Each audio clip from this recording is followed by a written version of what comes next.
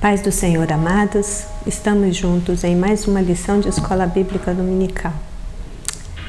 É uma lição muito preciosa. É um tema muito relevante. É um momento muito importante de meditação e reflexão. Nossa lição tem por título o chamado para decisão e compromisso e é a nossa penúltima aula do trimestre. Eu convido você para fazermos uma oração neste momento, colocando diante do Senhor a nossa mente, o nosso coração, para que o Espírito Santo possa trabalhar neles com toda liberdade. Oremos. Nosso Deus soberano, Senhor, Criador do universo e de tudo que existe, oramos ao Senhor neste dia, agradecidos por tudo que o Senhor já tem feito e continua fazendo no nosso meio. Agora, quando vamos meditar em mais um momento de Escola Bíblica Dominical, nós entregamos ao Senhor nossas mentes, nossos corações e te pedimos, trabalha, Senhor, no nosso ser interior, ilumina o nosso entendimento, nos dá capacidade para aprender e crescer com a Tua Palavra e assim oramos em nome de Jesus. Amém? Então, irmãos, nesta lição de hoje, nós temos por texto áureo o que está registrado em Mateus capítulo 7, versículo 14. E porque estreita é a porta e apertado o caminho que leva à vida, poucos há que a encontrem. Mateus 7,14. Nossa verdade aplicada diz que qualquer que proclama o nome de Cristo, mas não dá bom fruto, será como a árvore inútil que é cortada e lançada no fogo. Então, o que nós teremos de reflexão nesta lição é o que está aí no capítulo 7 do Sermão do Senhor, mais especificamente a partir do versículo de número 13. Mas o pano de fundo desta lição, ela vai dos versículos 7 até o 23. Essa é a leitura que nós precisamos fazer como texto de referência. Mateus 7, do 7 ao 23. Mas o que vamos abordar aqui está especificamente a partir do versículo 13. Então, diz a revista que na parte final do Sermão do Monte, Jesus apresenta advertências que enfocam o futuro julgamento final.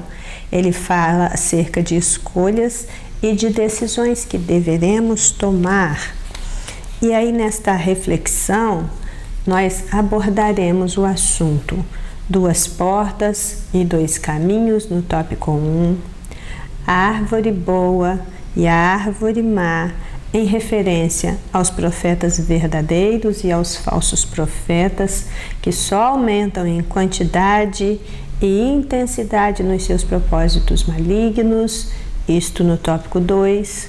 E o tópico 3, vamos estudar sobre 2 tipos de servos, que no final dos tempos serão apontados pelo Senhor com muita precisão, com muita clareza. E aí, para o tópico 1, está reservado os versículos 13 e 14 de Mateus 7. Para o tópico 2, são os versículos 15 a 20, também de Mateus 7. E no tópico 3, nós estudaremos os versículos 21 ao 23. Então, vamos começar aí pelo primeiro tópico, cujo título é 2 portas e 2 caminhos. Diz assim o comentário da nossa revista: Jesus nos apresenta 2 portas e 2 caminhos a seguir. A porta larga é de fácil acesso e muitos entram por ela. Já a porta estreita, por poucos ela é procurada, porque exige compromisso e renúncia. E aqui, quando nós paramos para meditar e refletir a respeito do conteúdo das Escrituras, na verdade, nós estamos nos abrindo para conhecer mais de Deus e da Sua Palavra. E quando nós fazemos isso de uma forma diligente, sistemática e continuadamente, quando nós adotamos a leitura bíblica, bem como a sua meditação equivalente como uma disciplina espiritual sadia, essa disciplina que nos ajudará, com a ajuda aí do Espírito Santo, substituir hábitos pecaminosos arraigados pelo nosso bom porte em Cristo, fundamentados em um novo modo de viver, esse é o nosso ganho maior. Então, há algo de sublime no desempenho destas disciplinas espirituais. Por quê? Viver assim, ser um crente assim, disciplinado, voltado para a palavra, leitor da palavra, que procura viver a palavra, estas pessoas, em verdade, elas foram chamadas para sair das superfícies e morar nas profundezas, explorar as cavernas do mundo espiritual, porque não existe outra maneira de termos experiências com Deus, senão nos dedicarmos a Deus. E porque apenas desta forma, nos dedicando a Deus, meditando na palavra, procurando conhecer a palavra, procurando viver a palavra, é somente desta forma que nós seremos respostas para esse mundo vazio. Então, sem esse aprofundamento, nós não seremos capazes de entender os propósitos de Deus para a nossa vida. Sem este aprofundamento, nós seremos incapazes de entender e sentir como as pessoas realmente estão no nosso entorno e qual é a sua real necessidade. Sem este aprofundamento na palavra, nós não seremos nada, ainda que nós sejamos muitas coisas aos olhos deste mundo. João 8,32 diz: e conhecereis a verdade, e a verdade vos libertará. Apenas o conhecimento da verdade abre os nossos olhos espirituais para este entendimento de que existe uma porta estreita e um caminho estreito, existe uma porta larga e um caminho largo, e existe dentro da palavra de Deus os recursos divinos para nos apontar para esta porta e para este caminho que vai nos levar para Deus. Então, o item 1.1 da nossa lição, ele tem esse título, A Porta Estreita. E diz assim na nossa revista: frequentemente ouve-se a expressão que não importa a religião que se segue, todos os caminhos levam a Deus, todas as religiões são boas. Quando a gente escuta isso, tais expressões são incompatíveis com os ensinamentos de Jesus, porque a Bíblia só fala de um caminho para a salvação, e este caminho é bem estreito. Todos os caminhos levam a Deus. Como nós escutamos a humanidade repetir isso? Mas será? Sempre que lemos sobre a porta, e essa palavra porta está se referindo a essa porta estreita, nós vamos ver junto a essa porta a palavra caminho sendo utilizada conjuntamente. A conversão e a regeneração, elas representam a porta pela qual nós entramos neste caminho. Por isso, essa junção, de termos. A porta estreita, ela é muito difícil de ser atravessada, porque ela exige mudanças que muitos não estão dispostos a fazer, ou mesmo a se permitir ser mudado. É necessário um novo coração, um novo espírito, as coisas antigas devem ser deixadas para trás, a disposição da alma deve ser mudada, como também aqueles hábitos e costumes antigos que sejam indignos, que sejam reprováveis, eles precisam ser abandonados. E tudo aquilo que a pessoa estiver fazendo com a sua vida, desde o momento da conversão, isso precisa ser passado em revista. Quando você olha para essa palavra porta, você entende pelas Escrituras que simbolicamente, figurativamente, ela é uma coisa muito utilizada no texto bíblico. Ela aparece em aproximadamente 370 versículos. E um desses versículos é aquele que nós lemos em Apocalipse 3:8, que diz: conheço as tuas obras, eis que diante de ti pus uma porta aberta e que ninguém pode fechar. Tendo pouca força, guardaste a minha palavra e não negaste o meu nome. Quando nós lemos esse versículo de Apocalipse 3:8, naquela carta que o Senhor Jesus endereçou à igreja de Filadélfia, nós vamos ver que essa porta que está descrita aqui, ela é a porta da oportunidade, ou a porta para a entrada no reino, ou a porta da salvação. Uma coisa que a gente sabe muito bem é que ninguém faz parte automaticamente deste reino ou nasce dentro dele.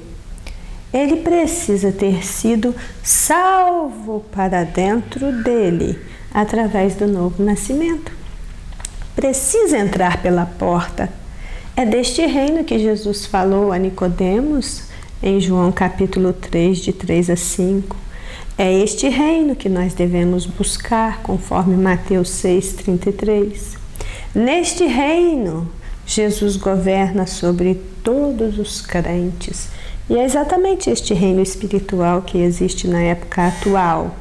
Na entrada para este reino há uma porta.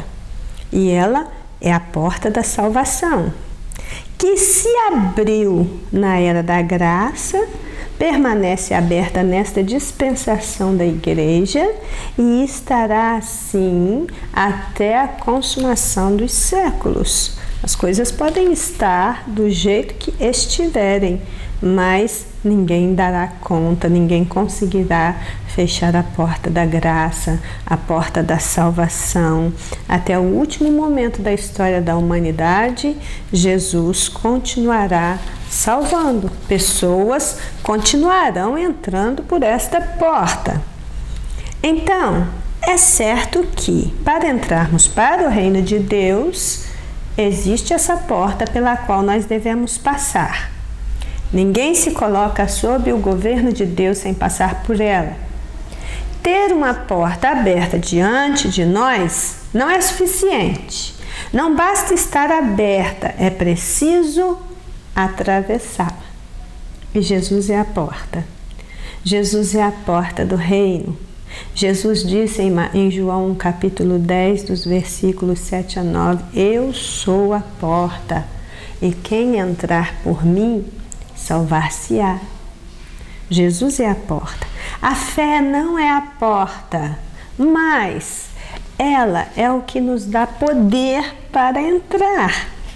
Então, entrando pela porta que é Jesus, nós temos diante de nós um vivo e novo caminho que ele nos consagrou pelo véu, isso é, pela sua carne rasgada, conforme Hebreus 10:20.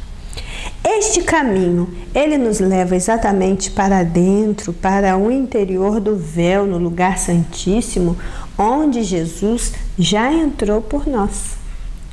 Os discípulos que estavam com Jesus naquela montanha, eles não sabiam disso porque eles ainda não tinham um quadro completo da situação, mas nós sabemos.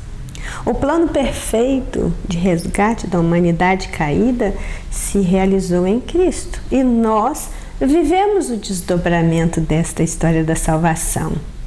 Ainda hoje, o caminho para Deus passa pela porta estreita.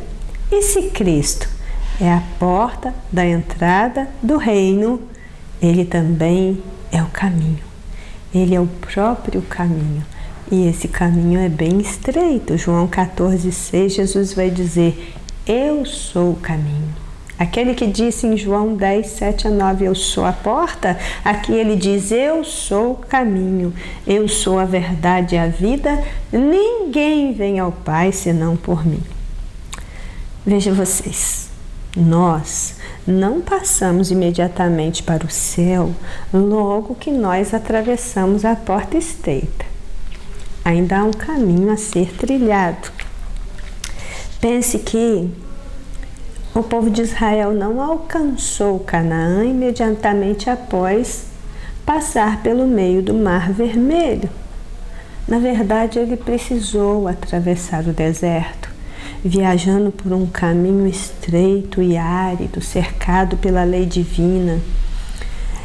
E aí, o que nós vemos aqui, quando meditamos neste fato, é que esse caminho estreito, árido, cercado pela lei divina que é excessivamente extensa e torna o caminho difícil, isso nos leva a pensar em nós mesmos atravessando o deserto deste mundo.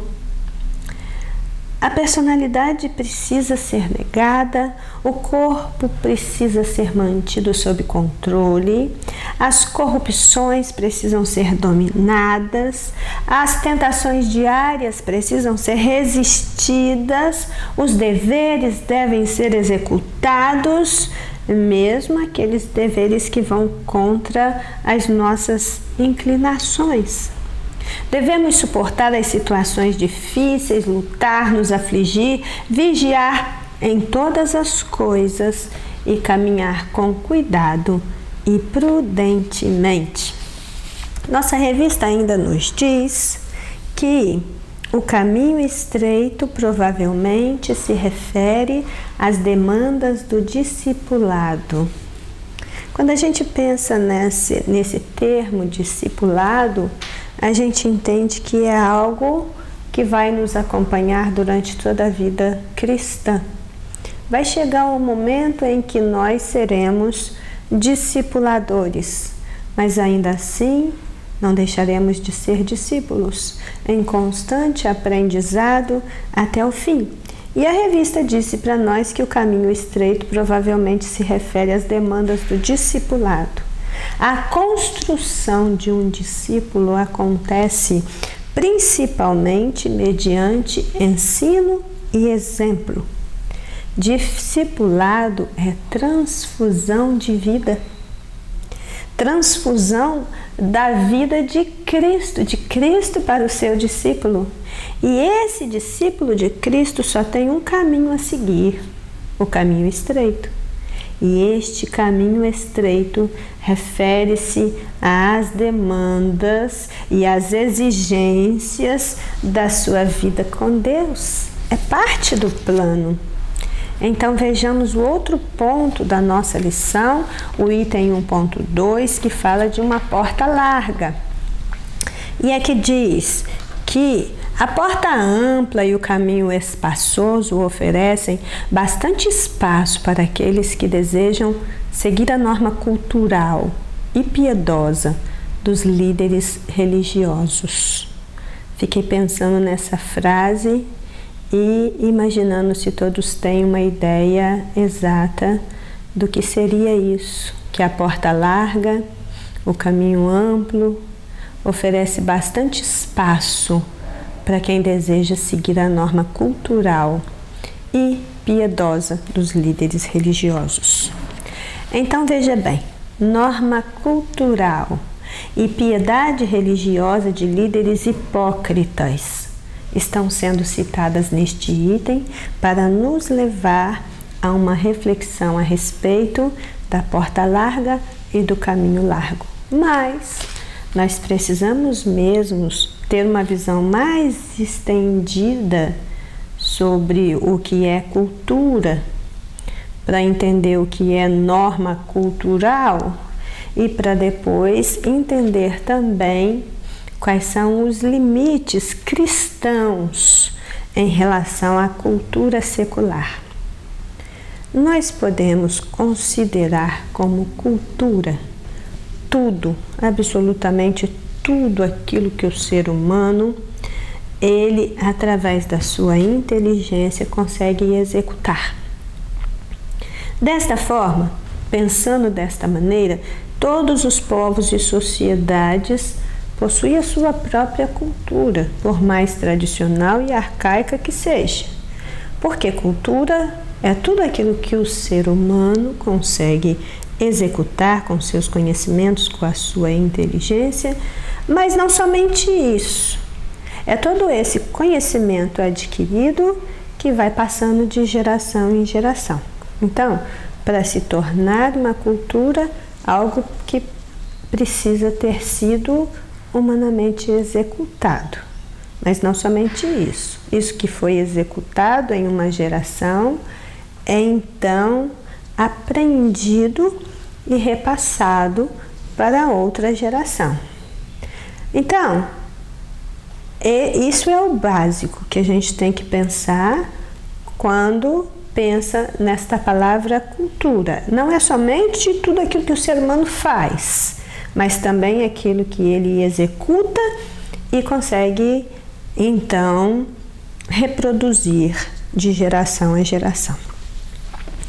Mas se nós pensarmos um pouquinho mais sobre isso, nós vamos ver que essa palavra cultura, que passa a ser usada de uma forma diferenciada, principalmente a partir do século XIX, com o advento das ciências sociais, essa palavra cultura, ela vem da mesma raiz da palavra cultivo. E não somente isso, as duas estão muito juntas. Elas são usadas inclusive como sinônimo. Cultura sempre foi utilizada como sinônimo de cultivo, sempre esteve ligado com o trabalho, com o cuidado, com a administração da terra. Então, cultura e cultivo é basicamente o que é definido nesse conceito. Falando de cultura e pensando em cultivo, a nossa atenção então é despertada para uma palavrinha muito singular, que nunca falta em nenhuma cultura, que nunca falta em nenhum cultivo, que é a palavra semente. Uma cultura, para se perpetuar de geração a geração, ela precisa produzir sementes. Seja uma cultura relacionada à terra, seja uma cultura relacionada aos relacionamentos humanos, toda cultura produz sementes. Então, a nossa atenção já é despertada para a existência de dois tipos de semente: a semente secular e a semente bíblica. A cultura, por ser cultura, está cultivando, está produzindo semente de contínuo, do mesmo modo que a palavra de Deus é semente, como nós lemos em Lucas 8:11, e está igualmente sendo semeada de contínuo. A cultura, ela investe na colheita. O que seria esta colheita? Seria comportamentos, ideias, atitudes, valores, etc., praticadas por um grupo de pessoas em relação direta entre a oferta e a demanda. A maioria das ofertas da cultura deste mundo, ela não considera as verdades da palavra de Deus. Por quê? Porque a cultura deste mundo, ela é antropocêntrica, ela é centrada no ser humano. E a proposta da cultura secular, da cultura deste século, segue na contramão dos princípios bíblicos fundamentais. A lógica deste mundo é diferente da lógica de Deus, e por isso, seguir a Deus implica em seguir na contramão da cultura secular. Mas vejamos uma coisa. Há uma enorme discussão a respeito de cristianismo e cultura. Um grande número de livros, de obras, de artigos são produzidos a respeito deste assunto. E isso continua sendo discutido na pauta do dia em muitos lugares. Há aqueles que apontam esses dois caminhos, cristianismo e cultura, como opostos, como irreconciliáveis, como contraditórios. Mas nós precisamos saber separar as coisas. Eu prefiro crer pessoalmente e defender o princípio de que Deus também é Senhor da cultura humanamente construída. Quando nós lemos o Salmo 24, versículo 1, diz: do Senhor é a terra e a sua plenitude. E eu penso que nessa plenitude encaixa-se também a cultura humana com os seus desdobramentos. Isso porque, irmãos, o ser humano ele foi feito para cuidar e guardar, para produzir e preservar, para criar e administrar. Tudo isso é cultura, tudo isso tem a ver com cultura. Cultura cria identidade, comunidade, e isso são duas coisas essenciais aos seres humanos. Na verdade, entrar pela porta estreita e andar no caminho estreito não significa abrir mão da cultura, rejeitar a cultura, nem nada parecido. Nós vamos entrar pela porta estreita, mas também vamos continuar trabalhando nos nossos empregos, convivendo com a nossa vizinhança, investindo tempo em entretenimento, para descanso, para lazer. Nós continuaremos fazendo projetos enquanto estamos neste mundo. Então, se nós pararmos para pensar, tudo que o homem faz, tudo que o ser humano produz é cultural. Então, a cultura, ela está presente em todas as páginas da Bíblia, do princípio ao fim. Mas existem os desvirtuamentos da cultura, a corrupção da cultura. E a porta larga e o caminho largo deste mundo, ele se contrapõe à porta estreita e o caminho estreito da vida com Cristo. E então, nós vamos ver que cultura do reino e cultura humana não são antagonistas em essência, mas elas estão cada vez mais distantes umas das outras por causa da corrupção humana, no modo como são consideradas particularmente. Mesmo porque, irmãos, a cultura humana, hoje ela se secularizou ao ponto de se tornar cega. Isto pela instrumentalidade do Deus deste século, que tem cegado o entendimento dos incrédulos, para que não lhes resplandeça a luz da glória de Deus. Agora, nós precisamos glorificar a Deus na nossa cultura e, ao mesmo tempo, com a nossa santidade. Cada pessoa precisa encontrar Deus na sua própria geração. E a geração atual está perdendo um número absurdo de pessoas que estão sendo desencaminhadas com as ofertas e distrações do ambiente pós-moderno, com toda a sua evolução e progresso, que gerou uma cultura secular ímpia.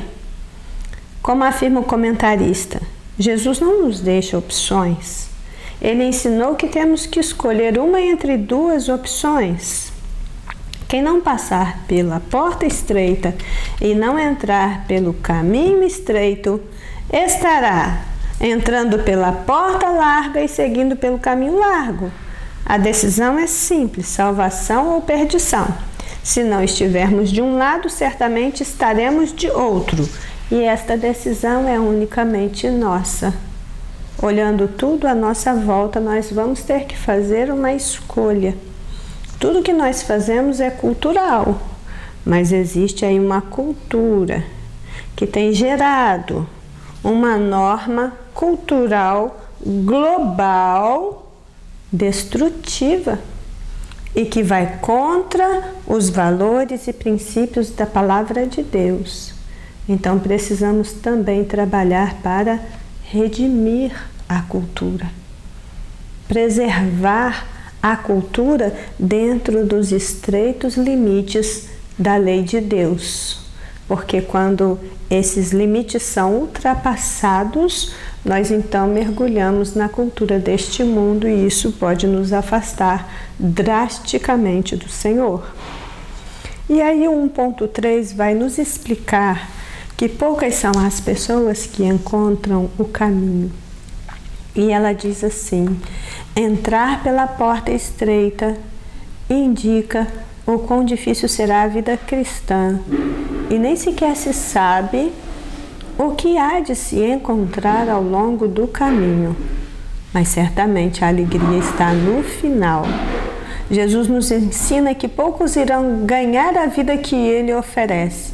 Poucos caminham pelo caminho estreito, entram pelo portão estreito e são salvos. Por outro lado, existem muitos aqueles que caminham pela estrada larga, entram pelo portão largo e chegam à perdição. Vejamos aqui um pouco do que diz esse terceiro item. Quando eu li, eu fiquei pensando lá em Mateus 22:14, um versículo que diz: muitos são chamados, poucos escolhidos. A realidade de quem rejeita o convite para as bodas do Senhor e também a realidade das trevas exteriores é contada nesta parábola de Mateus 22, dos versículos 1 ao 14. Entrar pela porta estreita e trilhar pelo caminho estreito não é algo fácil e não é simples. Poucos o encontram e menor ainda é o número dos que se mantêm nele. Ser cristão à maneira de Deus não apenas exige muito, mas exige tudo. Ser frequentador de igreja é diferente de ser crente aprovado. A entrada no caminho para o reino começa aqui e agora. Ao atravessar a porta estreita e adentrar no apertado caminho, nós passamos a viver e agir sob a autoridade de Jesus Cristo, aprendendo com a sua palavra e sendo guiados pelo Espírito Santo. Veja que uma pessoa entra no reino ou não entra. Caminha pela estrada que leva à vida ou caminha pela estrada que leva à destruição. Todos neste mundo estão exatamente nesta situação, hoje, agora. Ou estão caminhando para a estrada que está levando para a vida, ou estão caminhando para a estrada que está levando para a perdição. Não existe terceira alternativa, nada, absolutamente nada.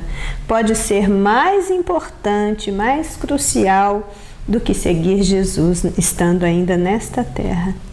Ainda que hoje isto esteja longe de ser uma verdade reconhecida universalmente, um dia todos os seres humanos, sem exceção, terão que reconhecer e confessar esta grande verdade, e alguns para o seu próprio pesar eterno. Amém, irmãos? Esse foi o primeiro tópico da nossa lição, que nos levou a pensar sobre porta estreita e porta larga, caminho estreito e caminho largo. E agora o segundo tópico, prosseguindo com a leitura de Mateus 7, nós vamos estar diante aí de dois versículos, o 15 e o 16. E esses dois versículos vai falar para a gente a respeito de duas classes de profetas e dois tipos de frutos. Diz assim a nossa revista que sempre existiram os falsos profetas que desviam multidões do caminho estreito e as conduzem por um caminho espaçoso. Houve na época de Jesus e há em nosso século todo esse tipo de pessoas. Nós precisamos estar atentos para não cair nas suas influências. O que esse tópico vai dizer para nós é que existem muitos falsificadores da palavra de Deus, conforme Paulo registrou na segunda carta aos Coríntios, o capítulo 2, o versículo 17. Mas, de acordo com as palavras de Jesus, nesse trecho de Mateus, do versículo 15, estendendo agora até o 23, Mateus 7, 15 a 23, essas características dos falsificadores da palavra de Deus vão sendo enumeradas. Jesus vai dizer: eles se parecem com ovelhas, mas são lobos devoradores.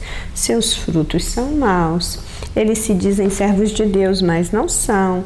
Não fazem a vontade do Senhor. Eles são muitos. Eles usam o nome do Senhor. Eles profetizam, mas são falsos profetas. Eles expulsam demônios e fazem muitas maravilhas, mas Deus não os conhece, porque eles praticam a iniquidade e por causa disso não entrarão no reino de Deus.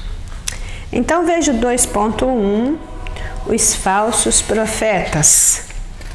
E aí eu peço que vocês leiam novamente Mateus 7, versículos 15 e 16.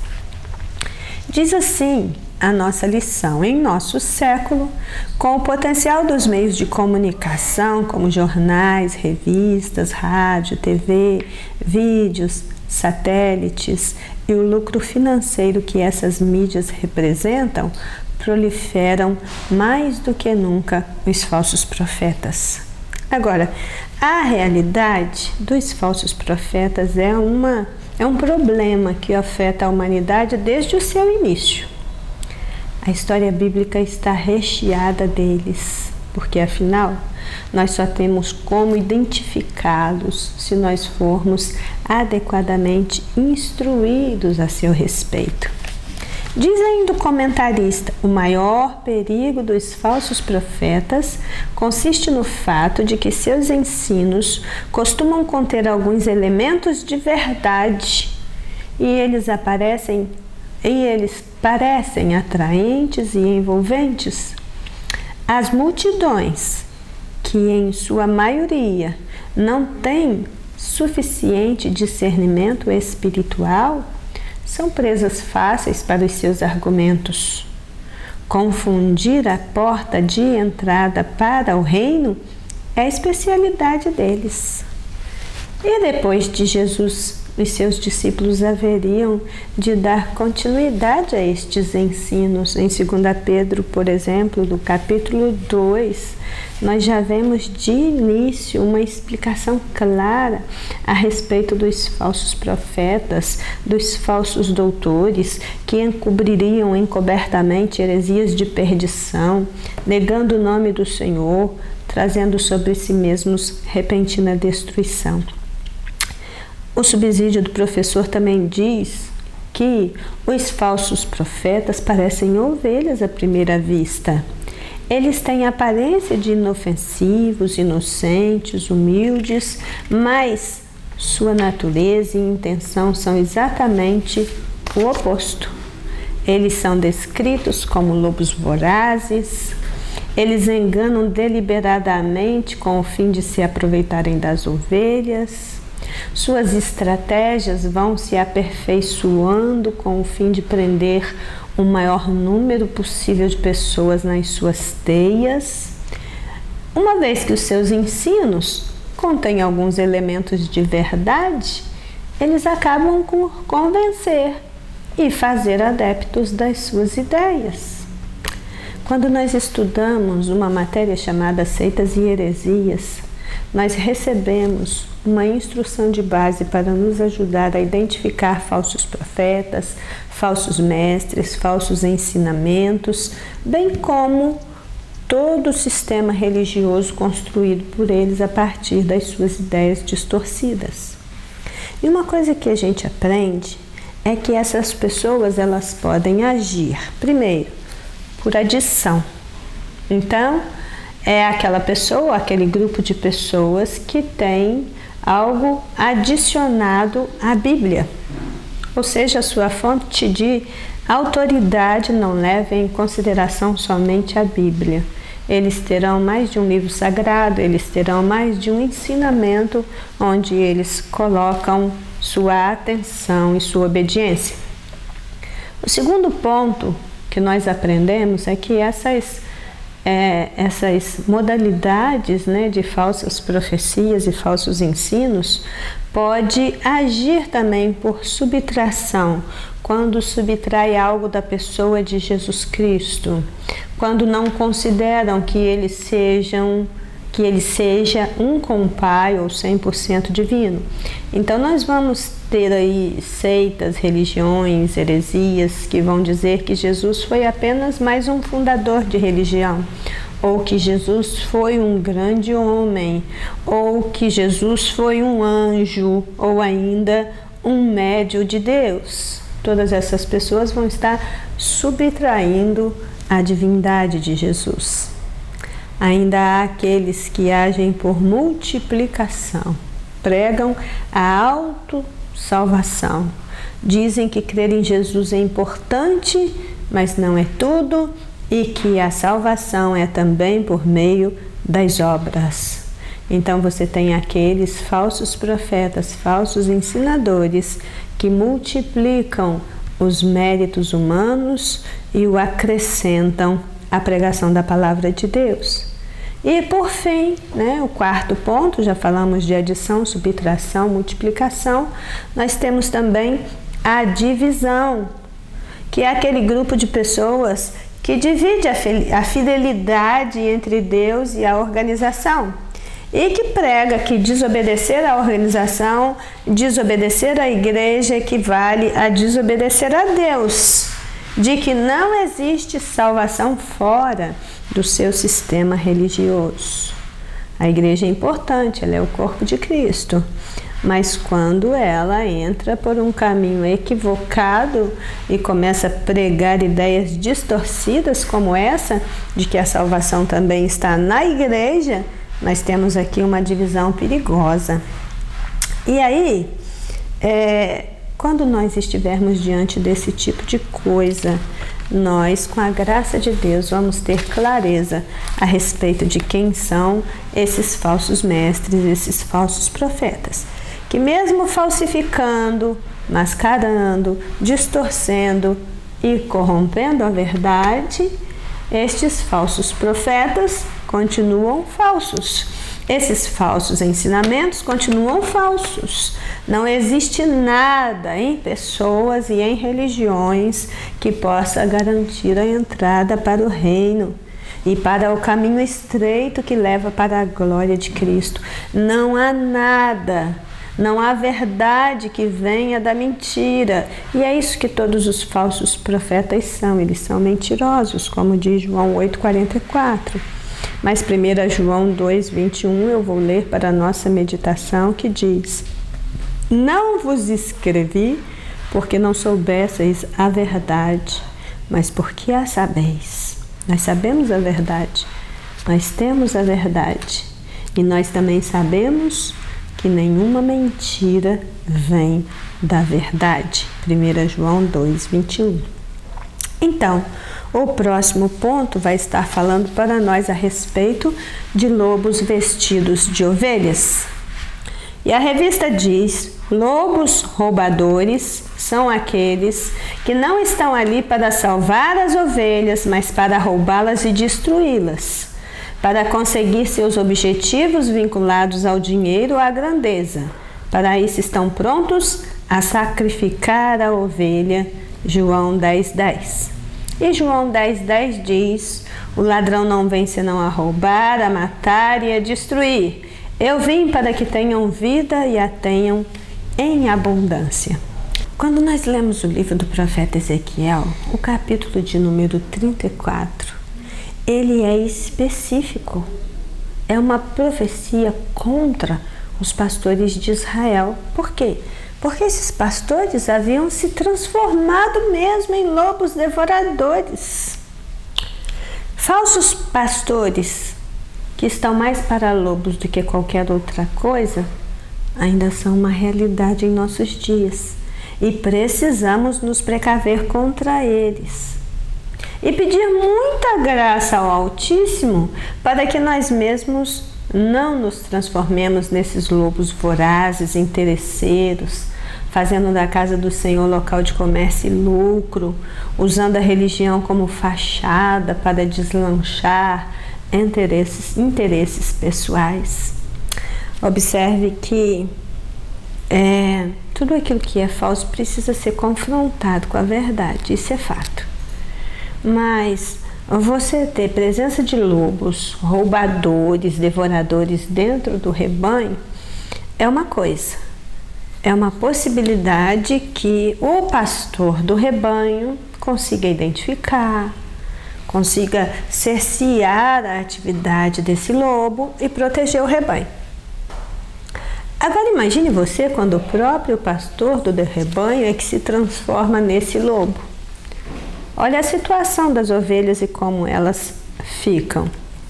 Então, o comentarista vai dizer que esses lobos são mais perigosos do que os cães e os porcos. Lembra que a gente estudou agora há pouco, em lição passada, a respeito dos cães e dos porcos? Pois é, aqui o comentarista vai dizer que os lobos que Jesus citou aí no capítulo de nos versículos 15 e 16 de Mateus 7, que esses lobos são mais perigosos do que os cães e os porcos. Por quê? O cão, você olha para o cão e identifica o cão. O porco, você olha para o porco e identifica o porco. Mas o lobo está no meio das ovelhas vestidos de ovelha. O falso profeta, ele está com roupa de ovelha, com cara de ovelha, com jeito de ovelha. E aí, Paulo usa esse termo lobos vorazes para descrever os falsos mestres que seguiam com a intenção de confundir e enganar os novos crentes. O termo falso profeta, ele se refere a líderes e mestres que estão dentro da comunidade cristã.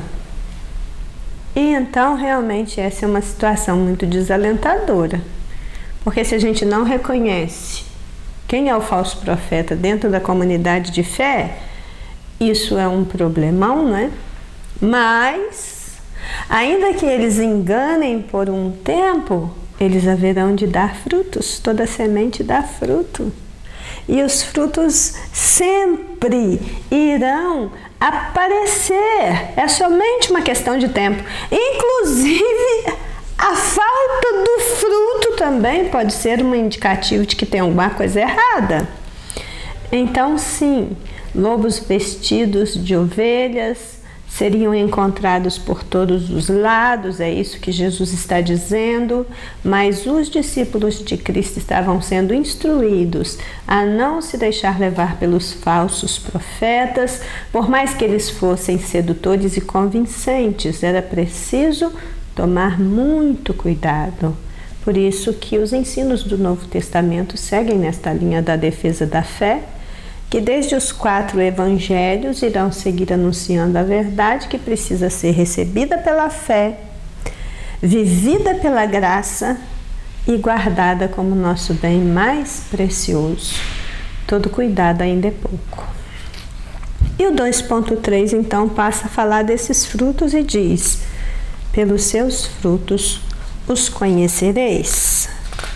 Bem, diz assim a nossa revista que os frutos são uma metáfora sobre caráter e conduta. Não importa o que uma pessoa possa afirmar sobre si mesma, o seu verdadeiro caráter acabará se revelando. Se são profetas falsos, se são árvores corruptas e se não podem produzir bons frutos. Aqui diz que o falso profeta pode se vestir como um profeta verdadeiro, falar como um profeta, porém a vida da alma não pode sustentar-se com frutos falsos que oferece. Aquele profeta que diz ser profeta, mas que não é. Pensando nessa palavra profeta e no significado do profeta na Bíblia, nós vamos constatar que eles sempre foram canais de comunicação entre Deus e o seu povo, conscientizando-o acerca da vontade e do conhecimento divinos. Profeta é aquele que fala no lugar do outro. Portanto, um profeta de Deus é um porta-voz de Deus. Nossas palavras podem ser triviais ou podem ser proféticas, mas todas as nossas palavras são produtoras de frutos. Acontece que fruto não aparece de um dia para a noite, né? Então, para a gente emitir algum juízo de valor acerca de um profeta, se ele é verdadeiro ou falso, talvez nós tenhamos que esperar por um tempo. E enquanto isso, precisaremos fazer como Maria, que guardava todas as coisas, conferindo-as no seu coração. É dessa maneira que nós não seremos ludibriados, né? Nós precisamos entender primariamente que esse ofício, esse cargo de profeta, ou poderíamos inserir nessa categoria os pastores do rebanho de Cristo, isso não se compra, não se vende, não é alcançado por troca ou favores, não passa de pai para filho, não se consegue com votos numa eleição, não se obtém por bajulação, paternalismo ou qualquer coisa parecida. Ser profeta do Altíssimo ou um pastor segundo o coração de Deus é vocação vinda unicamente do Senhor. Para a gente ver isso, entender isso, a observação dos frutos na vida daqueles que se apresentam como representantes de Cristo na terra, ela é de suma importância. O que Jesus está dizendo nesse sermão é: acautelai-vos, porém, dos falsos profetas. Acautelai, tomai cuidado, ficai atento a quem vem até vocês vestidos de ovelhas. Estes vestidos de ovelhas, eles não vão estar do lado de fora do rebanho, eles vão estar dentro do rebanho. E Jesus está mandando tomar cuidado, porque os discípulos de Cristo, eles são muito suscetíveis a convites para pecar. Era assim no tempo de Cristo e ainda é assim em nossos dias. Quando a gente vai olhando para essas advertências recorrentes, que não foram pronunciadas apenas por Jesus e Paulo, nós precisaríamos estar mais espertos e mais ativos, porque hoje nós temos toda essa história registrada, aprovada, selada, canonizada. Mas não é isso que parece estar acontecendo ao nosso tempo. Quanto mais Bíblias em circulação, quanto mais ofertas de conhecimento em circulação, parece que mais as pessoas estão fechando seus olhos para as verdades da palavra de Deus e se deixando enganar. Agora, seguidores de Cristo devem ser capazes de discernir os falsos mestres. Por quê? Porque nos seus ensinos eles minimizam Cristo e glorificam a si mesmos. Quem não é espiritual não conseguirá discernir espiritualmente e tem grandes chances de ser enganado. Então passamos agora ao terceiro tópico da nossa lição, onde o comentarista discutiu os dois tipos de servo. Os versículos são os versículos 21 ao 23. E nossa revista diz: Jesus está mais atento ao nosso caminhar do que ao nosso falar. Neste ponto da lição, Jesus apresenta dois tipos de servos para nos ensinar acerca do que dizer e do que fazer. Então, duas reivindicações para a entrada no reino eterno são colocadas diante de nós nesse trecho. Esse trecho do sermão do Senhor na montanha. Aqui está dizendo que todos haveremos de comparecer diante de Cristo, e isso é fato consumado, seja em graça, seja em juízo.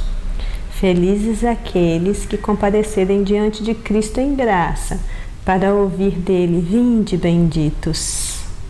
Ai daqueles que comparecerem em juízo, para ouvir dele: não vos conheço, nunca vos conheci. Então, primeiro o Senhor está tratando de um grupo de pessoas que se aproxima dele com reverência, muito certo da sua admissão no reino consumado. E aí, eles foram tão certinhos, eles seguiram à risca todos os ditames da lei. Além disso, eles têm um registro impressionante de experiências espirituais. Eles profetizaram em nome de Jesus, eles exorcizaram demônios em nome de Jesus e em nome de Jesus eles realizaram milagres. Eles são o máximo. E o Senhor não nega nenhuma das alegações deles. Veja aí Mateus 7, 21. Nem todo que me diz Senhor, Senhor, entrará no reino dos céus, mas aquele que faz a vontade do Pai que está no céu. Ele não está dizendo que eles não disseram Senhor, Senhor, que eles não fizeram, porque muitos me dirão naquele dia, nós profetizamos, expulsamos demônios, fizemos maravilhas. E então lhes direi abertamente: nunca vos conheci, apartai-vos de mim, vós que praticais a iniquidade. E aí, quando a gente olha ao nosso redor, quando a gente olha a nossa própria situação, nós temos que fazer um autoexame, porque a gente vê muito disso acontecendo ainda hoje. Muita gente empregando um vocabulário certo, realizando maravilhas espirituais em nome de Jesus. Vemos aí pregações, louvores arrebatadores, com uma performance irrepreensível, mas daí a pouquinho a máscara cai e a gente vê que não são discípulos genuínos do Senhor Jesus, ainda que se considerem como tais. Como este é um perigo real, nós precisamos estar atentos redobradamente para não sermos nós aqueles que serão achados nesta falta. Mas existe uma característica essencial a todo verdadeiro cristão. Isso não tem nada a ver com fazer uma profissão de fé que chame a atenção de todo mundo, nem ter triunfos espirituais espetaculares, nem tampouco poder se gabar de ter muita experiência espiritual. Como diz o comentarista, Jesus está mais atento no nosso caminhar do que no nosso falar. Para ele, sempre foi mais importante ser do que ter, do que poder. Convencimento do Espírito Santo não é fruto de oratória, mas de quebrantamento. E a principal característica do discípulo de Cristo, sem sombra de dúvida, é a obediência. Então vejamos o 3.1. A obediência é o visto de entrada nos céus. Diz a revista, não é difícil aprender um vocabulário religioso, memorizar e recitar versículos bíblicos e até cantar mundo afora. Porém, o teste final não será aquilo que pensamos acerca de nós mesmos ou que os outros pensam de nós, mas sim o que Deus dirá. A única maneira de não fazer parte deste julgamento condenatório é fazendo a vontade de Deus. A prova da verdadeira fé em Cristo é a obediência à sua vontade. Bem, as pessoas que serão rejeitadas por Jesus o serão exatamente porque vivem uma vida de mentiras, uma vida de enganos, seguindo sua própria justiça, baseada em obras como os fariseus e os escribas, lá em Mateus 5:20. Mas o caminho da bênção continua sendo o caminho da obediência. E a entrada no reino dos céus está reservada apenas para aqueles que fazem a vontade do Pai. Nós recebemos uma nova vida, a vida de Cristo, a vida de Deus por meio do seu Filho. E só temos um caminho possível a trilhar a partir disso: santidade e obediência. Obediência e santidade. Há um Deus no céu que continua no controle da nossa vida, no controle da nossa história. Não importa se estamos atravessando campos férteis ou dentro de uma fornalha. Até mesmo quando vivemos aquelas circunstâncias que não podemos controlar, isso não pode roubar nossa alegria, nossa paz. e nos colocar em constante e crescente ansiedade. Para isso, nós precisamos buscar a face do Senhor em constante oração, como também precisamos pensar e agir corretamente e biblicamente todo o tempo.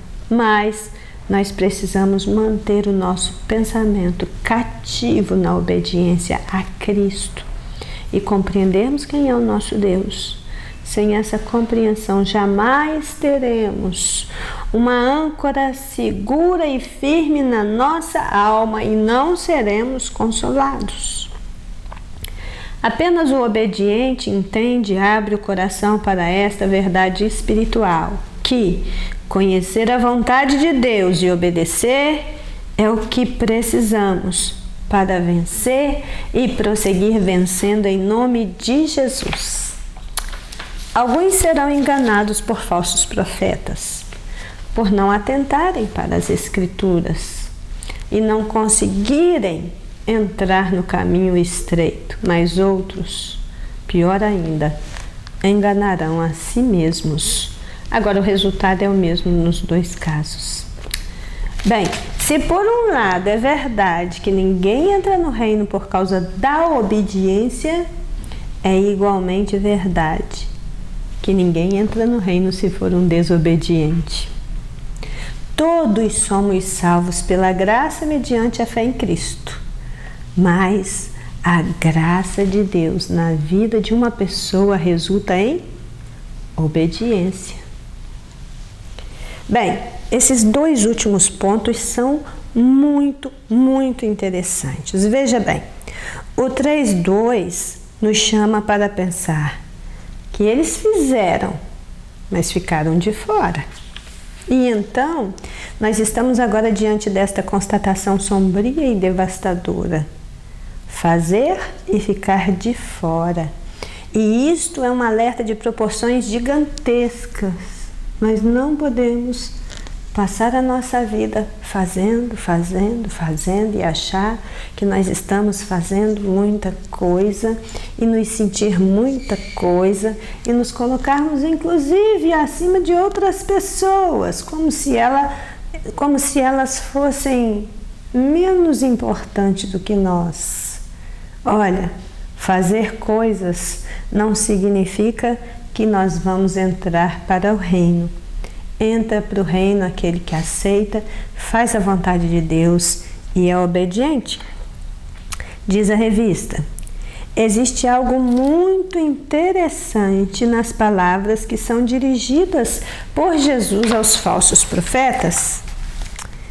Ele não descarta que foi em seu nome que esses homens profetizaram, expulsaram demônios e fizeram muitas maravilhas. Ele disse que aquele que acreditasse nele faria obras grandiosas. No entanto, crer e usar o nome não credencia ninguém para a salvação, nem tampouco para ser conhecido de Cristo. Ele diz que mesmo estes homens, tendo realizado tantas coisas maravilhosas, eram malditos. Estavam condenados ao fogo do inferno e ele não os conhecia. Misericórdia! Então, apenas estando no centro da vontade de Deus, os grandes feitos realizados em nome do Senhor terão seu crédito aprovado.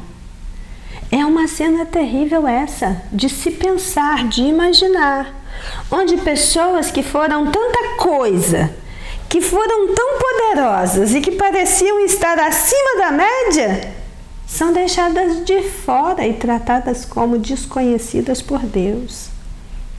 Não que fossem desconhecidas de fato, porque justamente porque são conhecidas intimamente por Deus é que essas pessoas serão rejeitadas por Ele ou aceitas por Ele, porque Deus julga a motivação do coração e o empenho de cada um para satisfazer a vontade dEle.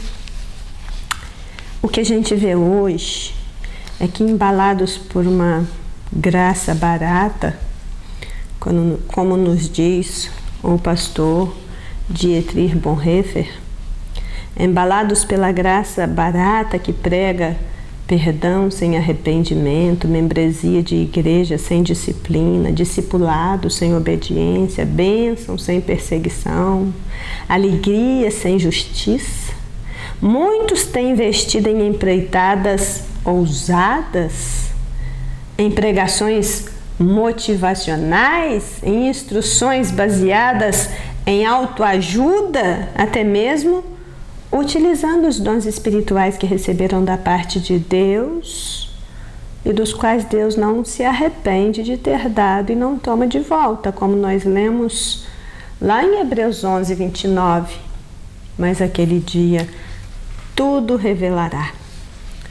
Fazer em nome de Deus, fazer para si, dizendo que está fazendo para Deus, ficar insistindo em mostrar para as pessoas que o que está fazendo tem aprovação de Deus, não torna a pessoa ou o seu feito aprovado por Deus. O que Jesus está dizendo claramente é como será o fim destas pessoas. Então, eu penso que sim, precisamos avaliar o que nós queremos para a nossa vida no porvir. E entramos no último item. Nunca vos conheci. Esta será a frase mais dura que a humanidade ouvirá. Nenhuma outra se assemelha a esta. Nós caminhamos por esta vida querendo ser notados pelas pessoas. Nós caminhamos querendo ser valorizados e reconhecidos nesta terra. Nós nos ressentimos, ficamos tristes quando fazemos algo de valor e ninguém dá importância. E muitos até se afastarão do caminho do Senhor porque se sentirão preteridos, abandonados, deixados de lado, e às vezes foram mesmo. Então eles vão buscar em outras pessoas e em outros lugares o que eles não receberam das suas famílias, dos seus líderes e das igrejas onde congregavam. Mas a tristeza e a amargura de ser rejeitado, humilhado e injustiçado nesta terra não passa nem perto do que sentirá aquela pessoa que for rejeitada por Deus. Vamos pensar nisso. Diz aí o 3.3. Essas palavras ditas por Jesus Cristo falam de um dia de prestação de conta, onde muitos irão comparecer diante dele para acerto final. Algumas pessoas conseguem driblar e manter durante algum tempo a máscara e o disfarce, mas sempre chega um momento em que toda a falsidade é manifesta e todo disfarce é arrancado. Nesse dia, os que creram em Cristo e provaram a sua fé pela obediência não terão coisa alguma a temer. Mas os que dizem crer em Cristo e não obedecem à vontade serão condenados. É possível enganar aos homens com as nossas palavras e ações, mas jamais poderemos enganar a Deus. O que é essencial para a nossa vida é ser praticante da palavra e não somente ouvinte, ou seja, além de saber, é imprescindível fazer de acordo com o que sabemos. Então, irmãos, o que nós vemos nesse terceiro e último item do terceiro tópico é que há obras e obras. A fé é acompanhada pelas obras, e as obras há que acompanham a fé e tão somente são frutos dela. Ainda que uma pessoa seja grande nessa terra, seja um líder religioso, ou um pregador, ou um profeta, ou um escritor, um artista, um estadista, um político de grande envergadura, ou um governante, até mesmo um rei ou uma rainha, cujas obras são admiradas por milhões, podem estar prestando um desserviço a si mesmo, pois o que fazem nada mais é, ou nada é, porque não glorifica a Deus. E que também é, nada é, porque não glorifica a Deus. Ser elevado aos olhos dos seres humanos nesta terra não nos torna grandes ou importantes aos olhos de Deus. Os frutos de uma vida são os indicadores se essa pessoa está indo e levando outros consigo pelo caminho que leva à felicidade eterna ou o oposto. E ainda acontece de muitos mostrarem este caminho estreito, encaminhar para a porta estreita, enquanto eles mesmos permanecem do lado de fora, porque não dão conta de entrar pela porta e se manter no caminho. Conhecem a verdade, mas não conseguem viver a verdade. Nossa vida consiste muito, mas muito mais do que palavras. Palavras são necessárias, mas caráter é imprescindível. Testemunhar é necessário, mas pregar com a vida é muito mais. Não nos deixemos enganar pelas aparências, examinemos-nos a nós mesmos, para não chegar naquele dia e ter essa grande surpresa, estar frente a frente com Cristo e Ele dizer: nunca vos conheci. Quem escolhe esse tipo de vida, que é a vida sem frutos verdadeiros e dignos, também secará e sofrerá grandemente por ostentar uma aparência de santidade, ao mesmo tempo que a mente e o coração são hipócritas. A falta de frutos continua ainda hoje sendo tão desagradável a Deus como foi no tempo de Jesus. Tanto a falta de frutos como a produção de frutos maus. O ser humano, ele continua ainda produzindo aparências para esconder uma vida infrutífera e distante da vontade de Deus, ou para mascarar os seus frutos. Nós precisamos conhecer a Deus e ser conhecidos dele. Nós precisamos ser mais conhecidos de Deus do que dos nossos amigos particulares, ou nossos cônjuges, ou nossos filhos, ou mesmo a nossa congregação de fé. Nós precisamos, irmãos, gastar mais tempo com Deus do que com as nossas redes sociais. Nós precisamos desesperadamente disso.